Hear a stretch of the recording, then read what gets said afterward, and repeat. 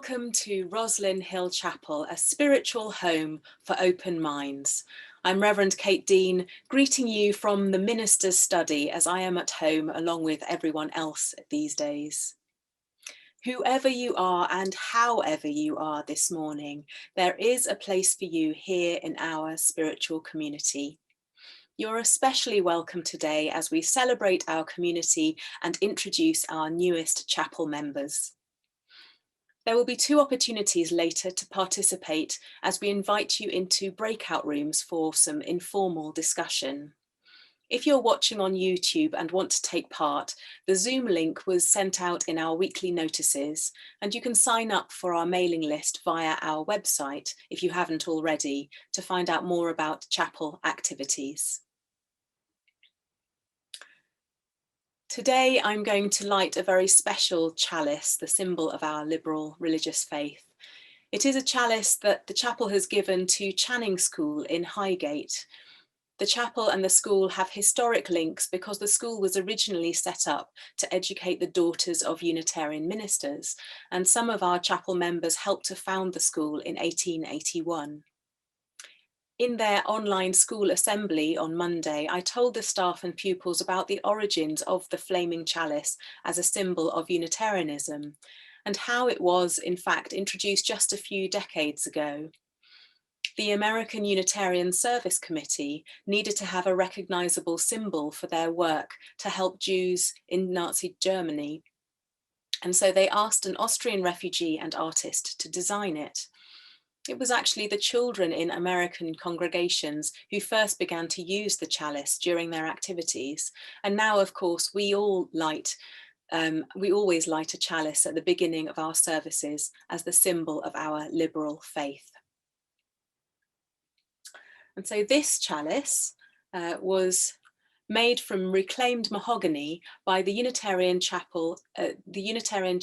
Send a Child to Hucklow. The charity helps children from deprived backgrounds have a country holiday at the Nightingale Centre, a Unitarian holiday centre in Great Hucklow in Derbyshire. And we're very pleased to support this worthy cause, Send a Child to Hucklow, with their work.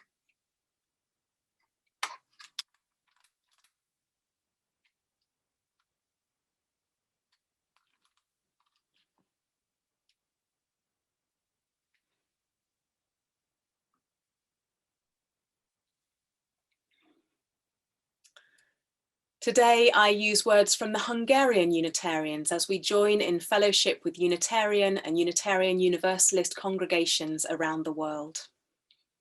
We light this chalice in remembrance of those who laid down the foundation of our communities in the spirit of freedom, love, and tolerance, to remember that true light will outshine darkness. These words were written by Francis David, the founder of the Hungarian Unitarian Church in the 16th century. Faith is the gift of God. The true signs of faith are an inner purity and love, and an honest life and good deeds. Love is the ultimate interpretation and completion of the law. According to Jesus, love is the plenitude of the law. Love is a royal commandment. Love is the true freedom, which does not bear the bondage of fear. Love is the creative spirit of the world, the highest treasure of humankind. Blessed be. Our chapel members are responsible for making decisions about the chapel's future, and they contribute in many different ways through the giving of their time, their talent, and their treasure. If you would like to make a donation, you can do so on our Just Giving page or by using the donate button on our website. Thank you for all your contributions. Now, since we are broadcasting on Zoom today, we have the opportunity to greet each other as we would do during services in the chapel. In a moment, the Zoom participants will be invited to join breakout rooms just for 5 minutes. And I invite you to introduce yourself and perhaps say something, one thing that you miss about being in the chapel on Sundays. So we'll go into our breakout rooms for 5 minutes now.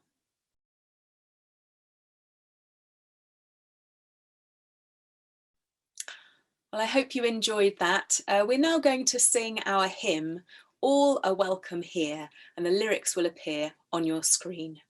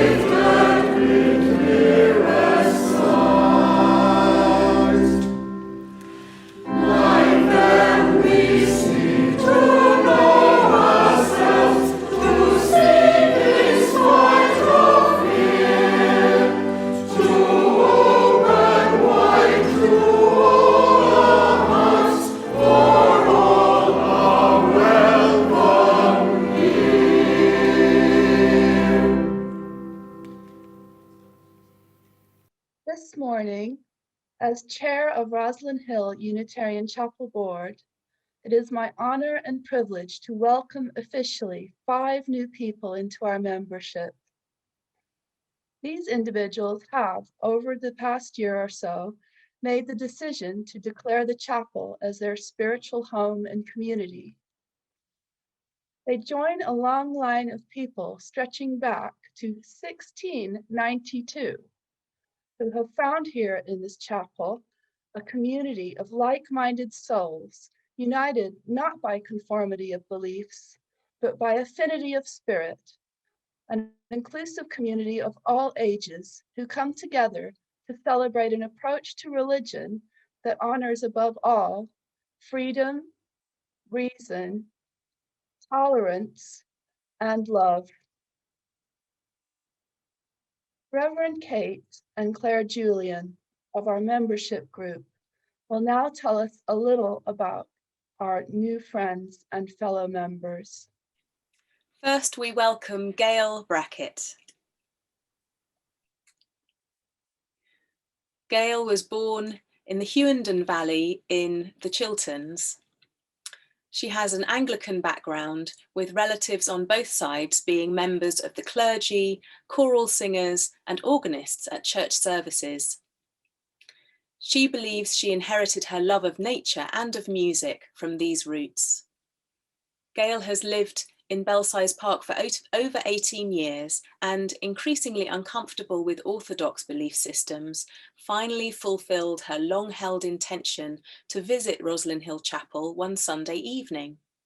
Finding an open, warm and friendly welcome from chapel members, she soon felt that she had, so to speak, come home. She attends regularly and is a committed member of our chapel choir. In her early years, Gail studied at art college and practiced in a sculpture cooperative. Realizing the rent needed to be paid, she migrated into publishing and PR, and then changed direction to work in the NHS, where she remained until retirement. She now has time for her artwork, teaching painting in the community, being involved with charity work, and finding inspiration for her own landscape drawings on our beloved heath.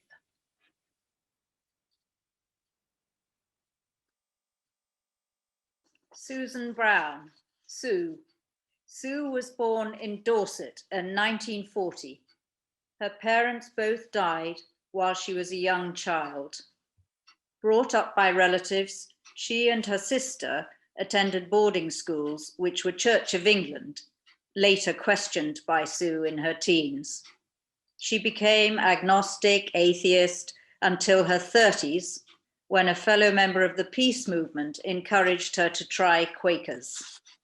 After spending 8 years in a New Age spiritual community in Scotland, she returned to London and the Quakers, but began visiting our chapel, where she now feels more sense of belonging. Sue has lived alone, generally with a cat, in Hampstead for over 50 years. When 18, she trained at Great Ormond Street Hospital, followed by a brief marriage and 2 years in Australia. Back in London, she became a social worker and continued for 20 years, mainly working with families and children. She also trained as a psychosynthesis counselor, retiring in 2011, mainly to care for her sister, who had dementia and died in 2019. Sue loves animals and children, enjoys nature and art, and likes to paint. Next, we welcome Katie Gosling. Hi. Katie was born in South Hampstead. She attended a C of E primary and Channing, the Unitarian school mentioned earlier. She studied archaeology and anthropology at Durham, then worked for the Wellcome Collection that supports and promotes science and art for human health, and is now a play and meal supervisor at a local school. She has a daughter aged 12 and a son aged 6. Katie is our own children's chapel coordinator and feels grateful to have been so warmly received into an amazing spiritual community, as she puts it. She is passionate about greening up urban spaces, and this year launched a not-for-profit community online newsletter, swissandsouth.co.uk. She loves yoga, running, and outdoor swimming, and collaborating creatively. She is so happy that her husband Simon enjoys illustrating stories that she can read to the chapel children. Roger is a lifelong Unitarian, and his father, Leonard Mason, was a Unitarian minister in England and Canada. He started attending our chapel in 2019. He's married to Marion Andrew and has 4 children and 7 grandchildren from a previous marriage. Roger discovered a significant fossil in Charnwood Forest near Leicester, which led him to a career as a geologist, teaching and researching at universities. He retired from China University of Geosciences in Wuhan, China, in 2011. He visits China regularly and continues to study Chinese and translate Chinese poetry. Next, we welcome Indra Sikdar. Indra was born in England. He has a religious background in Hinduism, and he has studied in 3 schools which were Christian. His career has been as a civil servant in central government. Indra lives with his mother in the family home in Stanmore. Indra has many hobbies and interests, including reading, writing, gardening, current affairs, religion, history, and geography. Indra feels that via Unitarianism, he can appreciate both his Indian Hindu background and more traditional British culture and beliefs. To each of you, on behalf of the entire congregation, I extend a warm welcome into membership of our chapel. I know that all of you have already found ways to participate in and contribute to the life of the chapel, our services, and our social gatherings and classes. My hope for you and us is that your commitment to chapel grows with time, that our friendship deepens, and that you each find ways to contribute your personal leadership and creativity to building this beloved community together in the years to come. As you enter this faith with hope and possibility in your hearts, I ask this question, to which I hope you will respond, we do.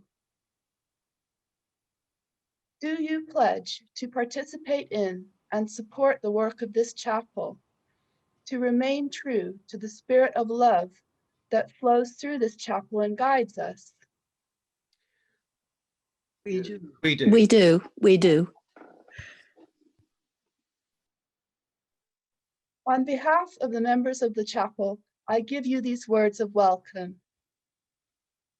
We welcome you to Rosslyn Hill Unitarian Chapel as equal members of this congregation, of this faith, and of our shared spiritual journey. I hope you have received your membership pack in the post. We have sent each of you a certificate of membership in a welcome pack and a Unitarian badge. We usually give new members a flower as well, but since this is a virtual ceremony, we offer you a virtual flower in the chat box.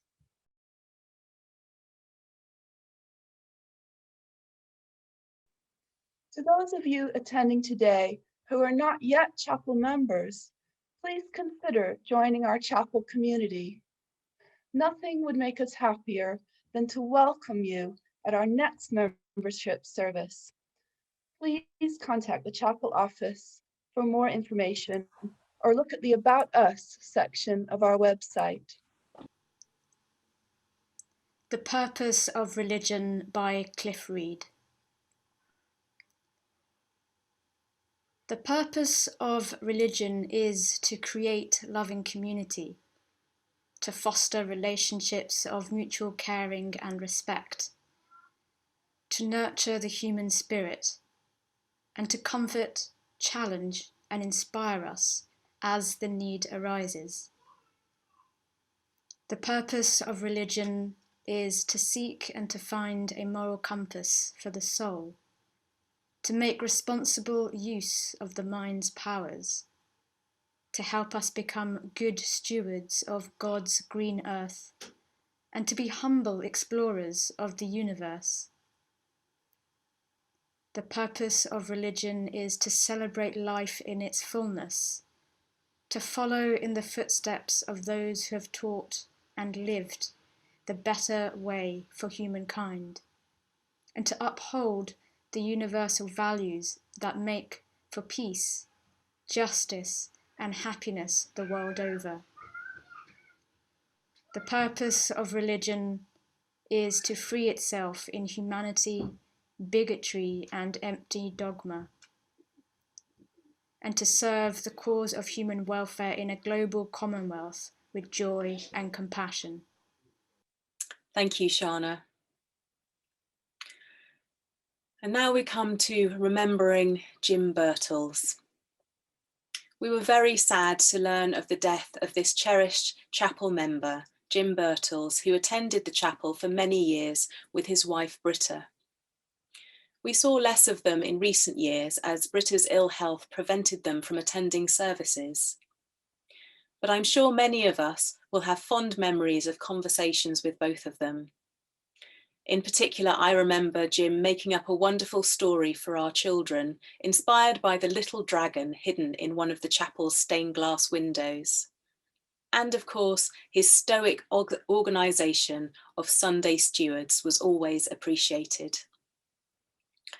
Last year, Jim sent me a dissertation he'd written entitled The Spiritual Omniverse, in which he sets out his concept of spirituality.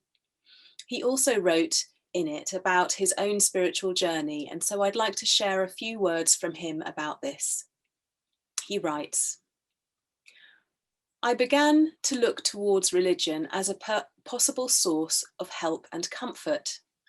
The word religion is derived from the Latin religare, which means binding together. This suggests that the main reason for a religion is to provide its membership with the opportunity to come together and support each other through good times and bad. Of course, that is much more evident within some congregations than others. There are those which are especially sociable and caring, whereas others focus more on their specific rituals and underlying creed. There seems to be quite a wide range of intimate behaviour within groups, stretching from warmth and friendliness at one end and through to impersonal ritual and discipline at the other. This applies to all groups who come together for lots of different purposes. Everybody is welcome at one end of the scale, whereas we do have rules, you know, applies at the other end.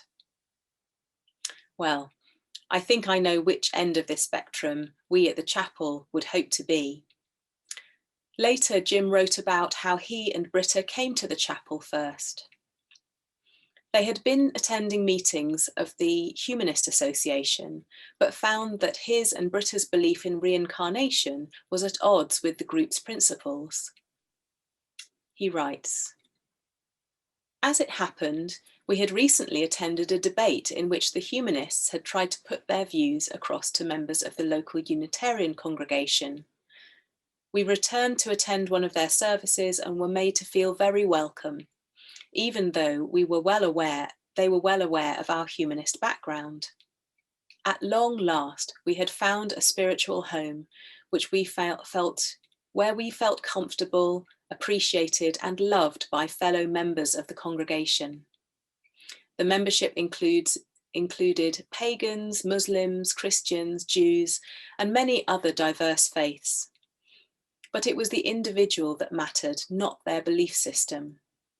Their philosophy seemed to be, if you are a nice person, you are more than welcome. If not, we can help you to become a nice person." We will miss Jim greatly, and whatever our personal beliefs, we know that his spirit will live on in our hearts and our memories of him. Let us now gather in prayer and meditation.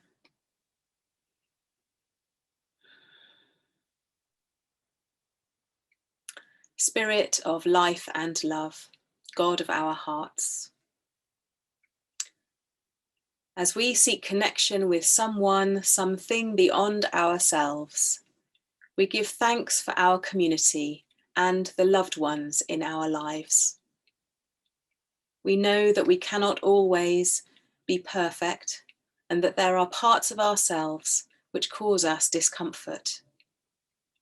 But we know that through the bonds of fellowship, we can find that path to comfort and joy. Let us open our hearts in these moments of stillness so that the divine may speak from within.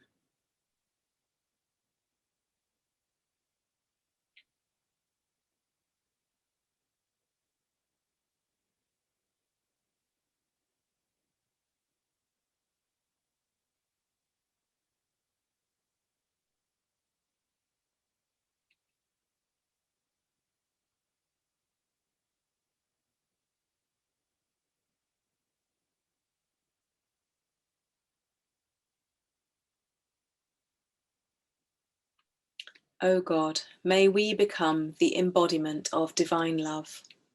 Blessed be, and Amen.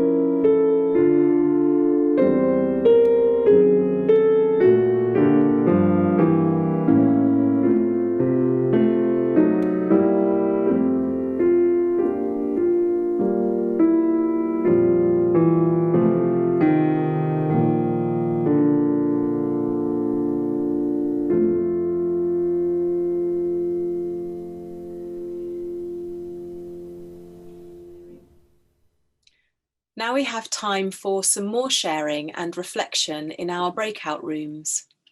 We'll invite you to join a breakout room and to ponder 2 questions. Our theme this month is imagination, so I encourage you to use your imagination to answer these questions. What does our beloved community mean to you?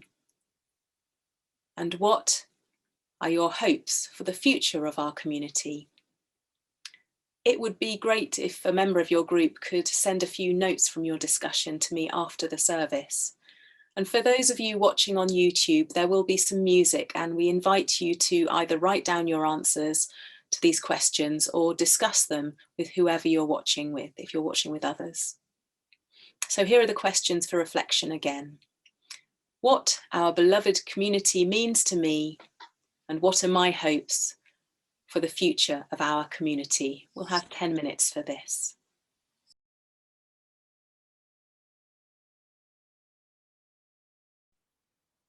Now for our closing words. The philosopher Josiah Royce is said to have coined the phrase beloved community to describe the kind of human society that honours both individual identity and its collective context. He said, "My life means nothing, either theoretically or practically, unless I am a member of a community." There are many ways that we take part in this beloved community, from showing up to Sunday services to keeping in touch with each other during the week. In the past year, we may not have been able to be in each other's lives as much as we would like, but we continue to be a beloved community, here for each other when we are needed. And please do join me again at midday, just in a few minutes' time, using the same Zoom link for tea and conversation in our virtual side aisle. Let us gather now for our closing blessing. In the bonds of friendship and love we unite. May we continue to cultivate reverence and wonder, minister to each other's needs, and serve humanity so that we may become a blessing to the world. Blessed be, and amen.